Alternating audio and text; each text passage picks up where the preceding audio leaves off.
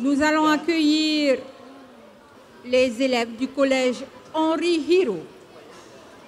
Pour le collège Henri Hiro, nous aurons droit d'abord au hymne Tarvathaiti et Aito Mau, puis nous aurons droit au hymne Ruau, Te Rahua. Donc ici, l'auteur, M. Marc Tahuaitu, fait l'éloge de M. Henri Hiro. Au travers du hymne Tarvathaiti, nous allons donc avoir l'éloge du Aito, puisqu'il est considéré donc par les élèves et par l'auteur comme un Aito. Un Aito qui a mis en évidence, qui a mis en valeur sa langue, Reo Tahiti. Donc ici, nous allons avoir Henri Hiro, fervent défenseur de la langue tahitienne. Nous allons aussi avoir l'éloge de l'artiste auteur de texte, puisque nous connaissons aussi Henri Hiro au travers de sa plume, Poenopia, Pouroiro, et Faretutu, te rapai roai, Farehaumiti te rapai, Vahit autor ara, Rahoya, ya, Amui, Raya. Bet pewe woinene oetra atira, te ya oe.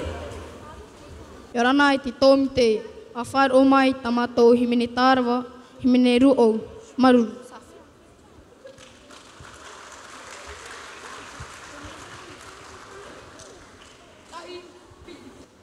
Wafa te hupe ora matai.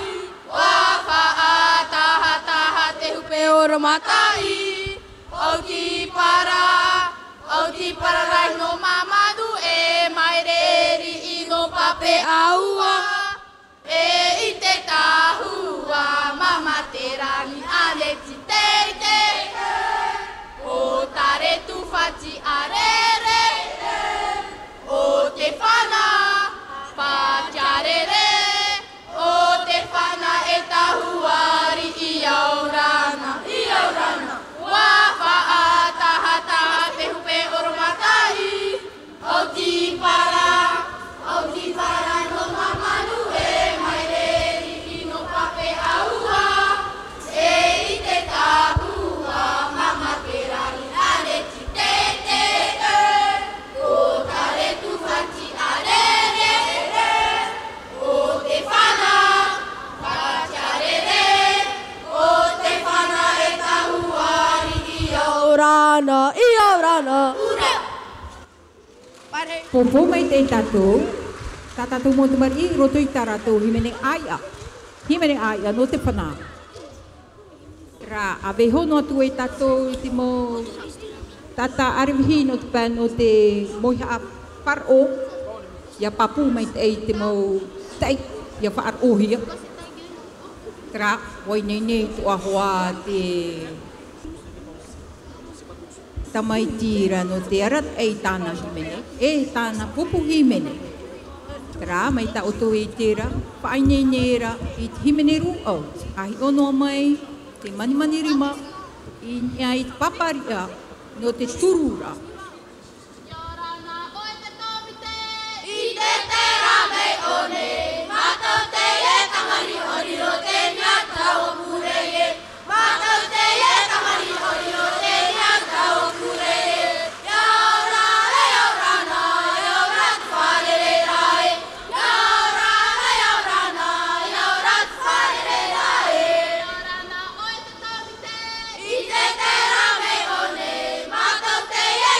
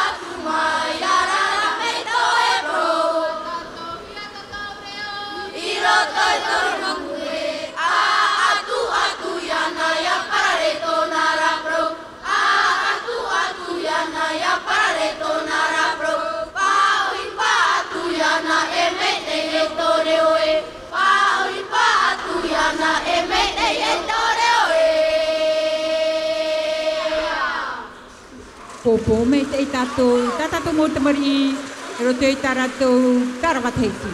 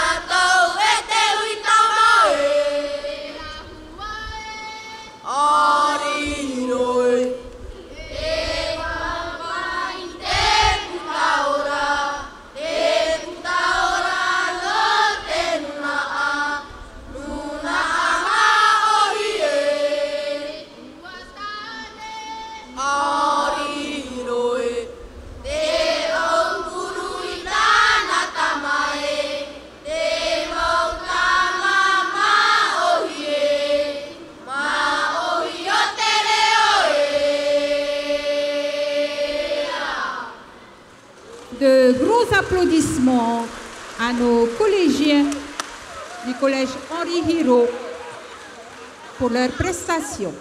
Donc merci beaucoup, monsieur le chef de chœur. Nous vous invitons à ramener votre chorale à votre place. Merci.